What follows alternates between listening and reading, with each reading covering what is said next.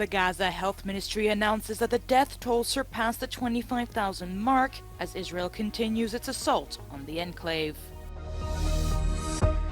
25 people were reported killed and 20 others injured in the Russian-occupied region of Donetsk after a strike hit a market in one of its cities. The death toll in Gaza has now passed 25,000, according to the health ministry there, and most of them women and children. Yet Israeli officials say the fighting is likely to continue for several more months. Furthermore, almost 63,000 Gazans have been injured. However, none of the 36 hospitals are fully functional. On Sunday, the Israeli army released a video of a tunnel in Khan Yunis, where they believe around 20 hostages had previously been held.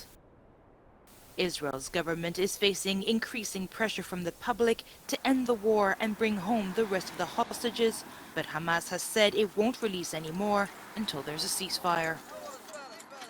Meanwhile, Israel continues to attack, including areas in the south where it told civilians to seek refuge. But many Palestinians have ignored evacuation orders, saying nowhere feels safe. A U.S. military camp in Iraq was struck by missiles on Saturday, leaving several personnel wounded, including at least one Iraqi soldier. The Central Command confirmed the attack, saying Iranian-backed militants fired several shells and ballistic missiles at the Al-Assad base. It added that the station's defense systems intercepted most of the rockets. The attack came just days after Iran's Islamic Revolutionary Guard Corps fired missiles in the northern Iraqi city of Erbil, claiming it was targeting Israeli spy headquarters in the area.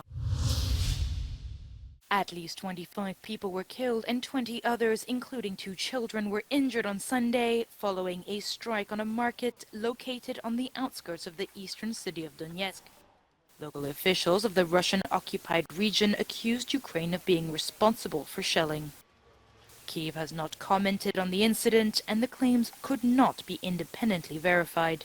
The head of the Russian-installed authorities in Donetsk said the area had been hit by 155mm caliber and 152mm caliber artillery, and that the shells had been fired from the west.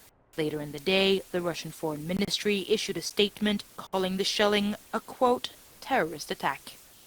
Also on Sunday, a fire broke out at a chemical transport terminal following 2 explosions at the Russian port of Ust-Luga, just 165 kilometers from St. Petersburg. Local media reported that the port had been attacked by Ukrainian drones. Speaking from St. Peter's Square on Sunday, Pope Francis called for the release of a group of people, including 6 nuns, who were kidnapped in Haiti 2 days ago. The abduction took place in broad daylight in the center of the Haitian capital of Port-au-Prince. The nuns of the Sisters of St. Anne congregation were taken from a vehicle they were traveling in, along with its other occupants. The city is estimated to be 80% controlled by gangs, who are suspected to have killed nearly 4,000 people last year. Germany's weekend of anti-far-right protests continued on Sunday, with hundreds of thousands taking to the streets across the country. Demonstrations were called in around 100 locations across Germany from Friday through the weekend, including in Munich and Berlin on Sunday. The afternoon protest in Munich had to end early due to safety concerns after 100,000 people turned up. Meanwhile, in Berlin, 60,000 people rallied to denounce the far right and the growing popularity of the right-wing AfD party. Significant turnout was also recorded in Cologne by the authorities, who reported that tens of thousands of people marched, while organizers estimated the number to be 70,000 people. The demonstrations come in the wake of a report published on January 10th, saying that right-wing extremists recently met to discuss the deportation of millions of immigrants, including some with German citizenship. Some AfD members were also present at the meeting. Farmers and truckers have disrupted traffic on roads near Bucharest and other cities in Romania for over a week now, demanding lower taxes and compensation for losses caused by imports from neighbouring Ukraine. And since talks with the government have so far failed, they say their protest convoys aren't going anywhere. Meanwhile, in Berlin on Saturday, farmers joined eco-activists saying they fully support environmentally, non-genetically modified farming, but that they do need agricultural reforms and fair prices to achieve that. And in southern France, mass protests over the past few days have forced the government to address farmers' issues. As workers set up camp and blocked motorways, they claim that the authorities' eco-transition policies make national producers uncompetitive. They say that this not only makes farms unprofitable, but it also forces people to search for products abroad.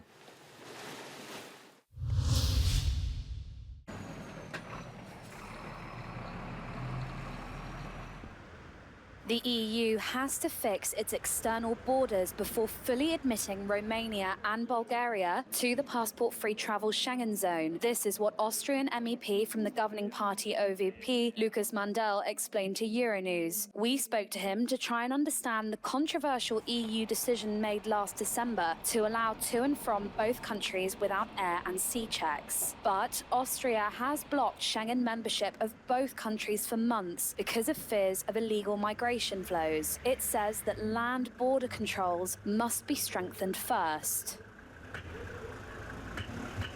Austria has a very constructive and positive approach. We want to find a solution. As I always have stated, we want to have Bulgaria and Romania within the Schengen zone.